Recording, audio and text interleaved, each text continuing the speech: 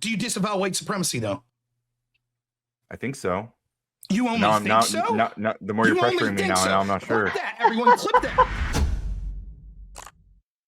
Let's talk about the very fine people hoax. Well, I mean, so it came up because we were talking because of the white supremacist support point. But it's not something I said, but nonetheless, we'll talk about it. I do believe that. Well, just to first engage with the one you did say, you acknowledged that Biden, Harris, they disavowed the Harris team, disavowed Richard Spencer's endorsement, right? So just Biden campaign explicitly said that his views were 10,000% unwelcome. Is the quote. Okay, so just to be clear, you're skipping the point, right? My claim was Democrats claim to care about white supremacist support, but the most prominent white nationalists in the country in both 2020 and 2024 supported Biden and then the Harris campaign. Yes, they did disavow it, but so did Trump. I could show you a YouTube clip of 47 times he disavowed white supremacy. And yet this is what happens. Let me show you the exercise, how this works. Hey, Ryan, do you disavow white supremacy? Not only do I disavow it, I consider myself an active anti-racist. Okay, why did you say first? I say pretty much all the time. I have Well, it sounds like you're mealy mouth there. Do you disavow white supremacy? Of course. Okay, that's cool. Do you disavow white supremacy, though? I think so. You only think so? No, the more you're pressuring me now, I'm not sure. Clip that, everyone, clip that. Did you hear that? You start to see the absurdity of this. When someone asks you the same question over and over, and you're like, yeah, I disavow. And then they keep asking it over and over. At some point, you're going to be like, I don't even fucking know who that is. What are you talking about? That's what happened with Trump. And that's what they ran with. They kept asking him 47 times. He's like, yeah, I disavow. Do you think people who have disavow? Yeah. So do you think people who have white supremacist dispositions, do you think they would prefer a Biden or Trump in office? Richard Spencer clearly prefers Biden and Harris. But other whites. I mean, Richard Spencer is definitely a weird character for a lot of reasons. But do you think in general people who have white supremacist dispositions, so people who believe in race realism, for example, these are people who would prefer Trump or Biden in office? I think that what you would see is they would probably prefer neither. Many of those people aren't big fans of the Jewish folks, right? And they really fucking hate Trump for that.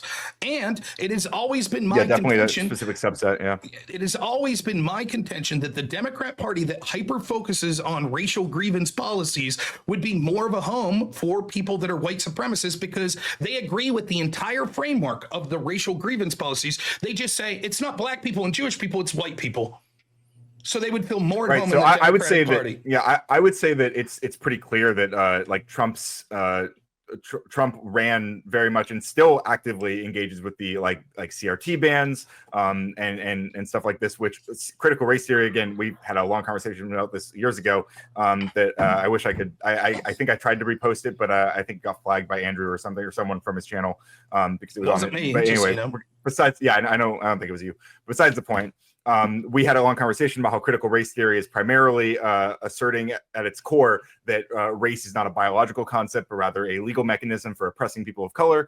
This is the Encyclopedia Britannica description of it. And I think that, again, it's very clear that Trump has been actively against CRT. People on Trump's side have regularly and consistently enacted CRT bans and attempted to, and I mean, so it seems like if there's somebody who wants to believe or wants to assert and teach people that race is actually a real biological thing, they would not want people to learn the opposite is actually true. The opposite, that race is not that we know race is not that, and that race was used as a legal structure to oppress people. And if that is what they're banning from schools, I feel like that's something that white supremacists would absolutely have an affinity towards, no? So in the words of Norm Macdonald, that sounds like some fucking commie gobbledygook to me. We can have that debate. Can you elaborate on that? Yes, right. Like it turns out that critical race theory in practice isn't just saying, hey, race is just a social construct. In practice, what it is demonizing white people and creating activists in order to demonize white people and to go after them. There's a litany of explanations.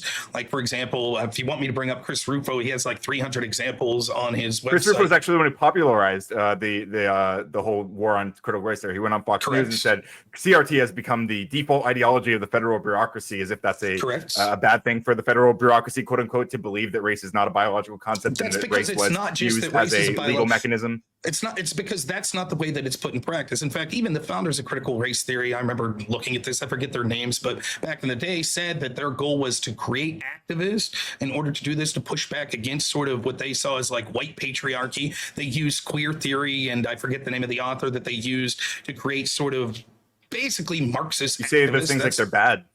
They are bad, right? And what I'm saying is that the way What's that wrong this with queer theory? do you acknowledge that the founders of critical race theory sought to create activists through there? Probably, yeah. I mean, I imagine anti-racism generally is an activist movement. Do you think it's the role of our public schools going back as early as preschool and kindergarten to create activists against racism?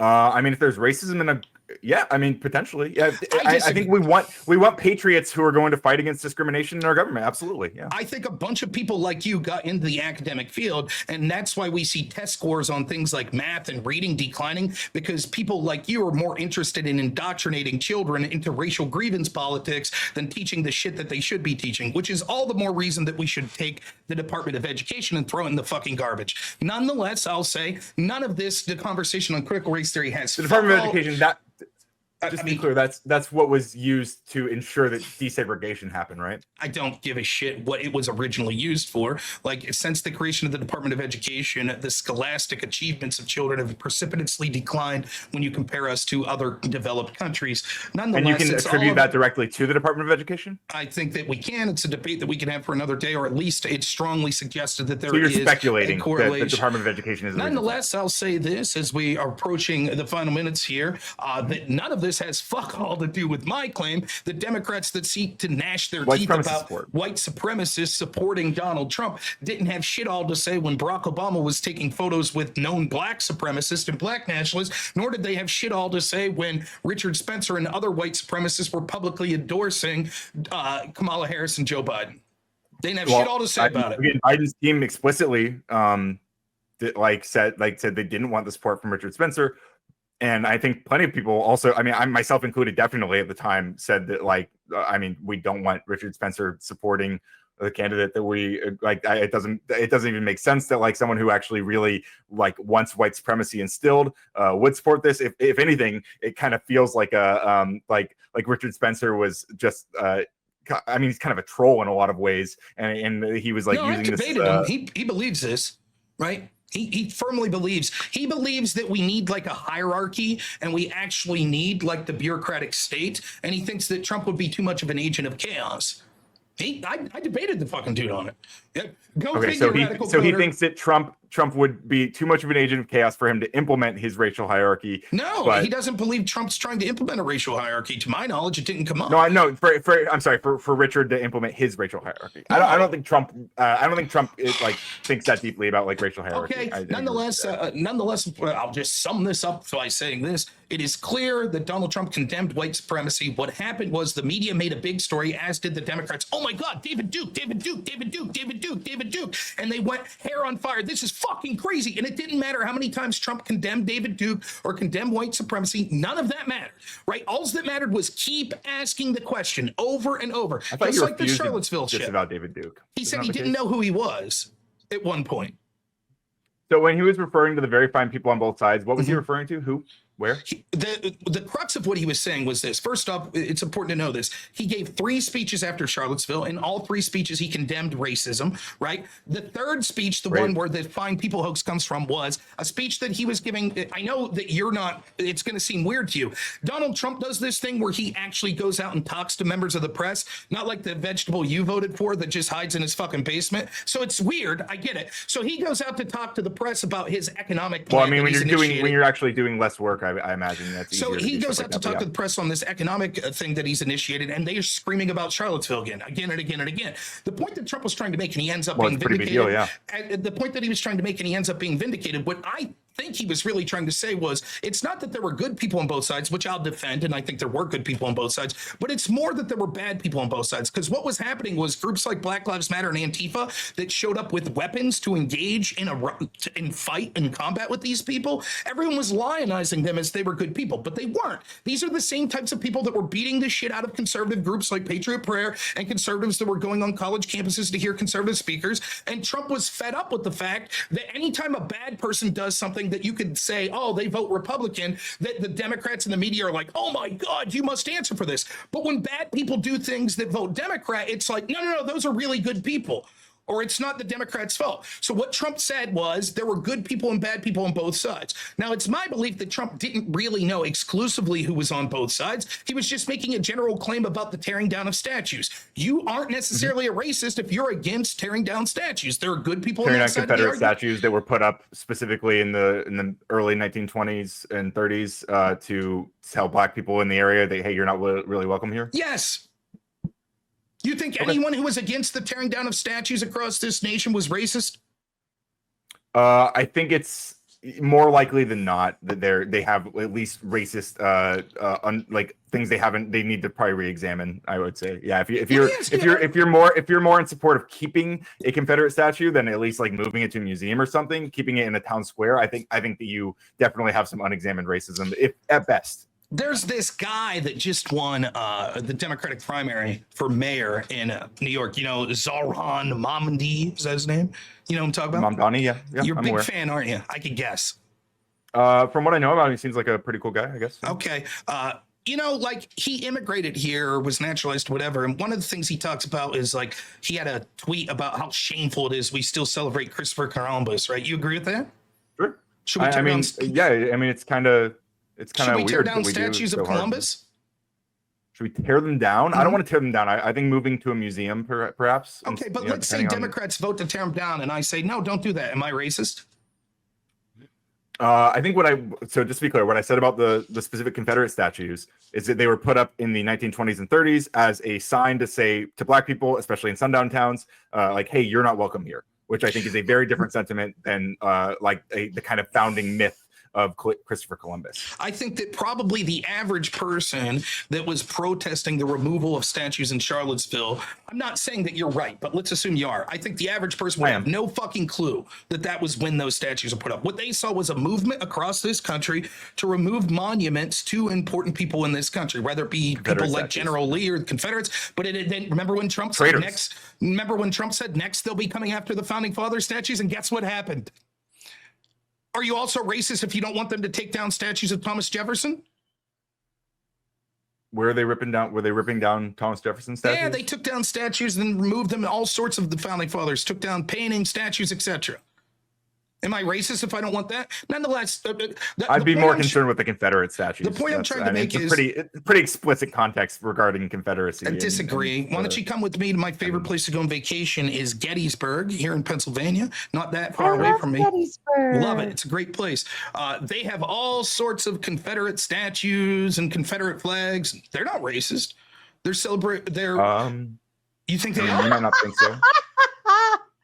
So wait, I just want to be clear. My wife just sent me this yesterday. You might find this interesting, Sarah. Ryan's a fucking joke, so he won't find. But it was about to become a tour guide in Gettysburg. It's fucking brutal. Like you have to take all these tests. This woman was on TikTok talking about it. She was actually a professor that focused on the Civil War. She failed the test twice to become a tour guide to the Civil War. You think that lady's racist? They're very, I will say they're very, they scrutinize. And if you try to give a tour and you haven't done all of these credentials for it, like you can get in big trouble for it. Even the ghost I'm not tours. accusing tour guides of being racist. But they'll have the one that I was on this bus with, he had a shirt, like a pins on it that had Confederate flags and General Lee's name and a bunch of other generals. Oh, that sounds pretty racist to me, Ryan. It's a little sussy, yeah. General Lee, like scanning General Lee really hard is a little sussy, yeah. I thought after the Biden not cognitively declined, you made an ass of yourself in the maximum area, but here we go. Nonetheless, this is sort of getting off in the weeds. The point is, if there's anything to criticize Trump about, it's that he was frustrated by repeatedly being asked to condemn white supremacy, which he'd already done in 2 previous speeches. And so poor guy, yeah, it must have been really hard to do that. I asked you 3 times, and by the 3rd time, you said you weren't sure if you condemned it. Must have been pretty easy for you to just condemn it, but instead you said, I don't know, right? Isn't that what you said? Well, you asked me 3 times in quick succession, not 3 times matter. like in separate Was it scenarios, too right? hard? It was too hard to condemn it that third time. Is that what you're saying? It was too difficult. Well, I think what it reveals is that, like, in the moment when you're asking me the same question 3 times, it's like, wait, did I not already answer this question? Like, what was happening with Trump was he goes out, he's like, this is fucking horrible attack. The entire media is blaming him, saying it's your supporters. He's like, yeah, we condemn white supremacy, blah, blah, blah. And they're like, oh, he didn't say it strong enough. So he gives a second speech where he does it again. Then he's like, okay, we got important matters to state. And again, I'm like, you're vegetable Biden. He actually goes out and talks to the press. He's like, yeah, we're here to talk about economics. And again, they're like, why do you condemn white supremacy? These are your supporters. Oh my gosh, it's your fault. It's your fault. And out of frustration, I don't think he's really detailed on specifically who was there. He's just like, look, in general, the people that want these statues teared down, there are good and bad people on that side, and there's good and bad people on the other side. Now, if you want to say yes, but literally, were there good people? Yes. In fact, I believe the New York Times interviewed a couple people, and this woman seemed perfectly reasonable. It was like, we're just against historical statues being taken down. We showed up and we were sort of shocked to see that there were people with swastikas and shit, but nonetheless, we stayed there, and there were groups. There were groups that were also in that side, like the ACLU, right? Do you think the ACLU is bad people? They were there. Are they also racist bigots? Were they on the side? The ACLU was on the side of the white supremacists? Yes, they were defending the rights of those people to protest, and they were on the side of the picket line with them. They weren't the ones who like organized it though. No. Right? So what? To be honest, at that point, I remember this discussion. It was when the term alt-right was being bandied about. I didn't know fuck all. In fact, if you look at the guy who put on the Unite the Right rally, it's very sus that he looks like he's probably a Democrat that was like putting that on just to smear Republicans. He was like a lifelong Democrat, but not to get too conspiratorial. Not to get too conspiratorial. The point still stands. There were people that were good people there, and there were bad people, obviously, and there were good and bad people on the other side. Trump was frustrated, and that was used like literally 3 or 4 sentences after he said there were good and bad people on both sides. He says, and clearly I'm not talking about the Nazis, the right supremacists, et cetera, et cetera. They're bad people. We condemn them. Right. And that was used. Joe Biden said that was the moment he decided to run for office again, because Trump said that Nazis were good people. And that's a lie. He never said it. He expressly said the opposite. I think that I still think it's a fair interpretation of what happened there to believe. Not only that, but remember the first assassination attempt of Trump and Butler? You remember that day? Is that the was that when the year? Yes. Yeah, I remember that. Okay. Yeah. So like 2 more minutes. A few days after that, Joe Biden does his first public. He's still, in theory, he was the president still at the time. All right. No cognitive decline, as you well know, right, Ryan? Anyways, he gets interviewed by Lester Holt. Never said no cognitive. Just to be clear, you don't have to put words in my mouth. I never said it was none. I the extent that people talk about it, calling him vegetable stuff. I think this is all very extremely hyperbolic. I think that it's very clear that he knew where he was, that he knew he was running the country, that he was still capable of doing his job as president. I think that he did that job fairly well. But that's, Okay. So Lester Holt, a few days afterwards, Joe Biden's first interview after the assassination attempt. What do you think about this? And Joe Biden says, oh, it's terrible. There's too much political violence. And then immediately goes, like Charlottesville and those disgusting people. And when I heard Trump say that there are good people, that's when I knew I had to run. Imagine that. So this lie that could incite violence against Trump, a few days after an assassination attempt against Trump, the leader of the Democrat Party, at least in theory and on paper, comes out and is like, yeah, there's too much violence in this country, like Trump and the violence he inspires. It's a fucking joke.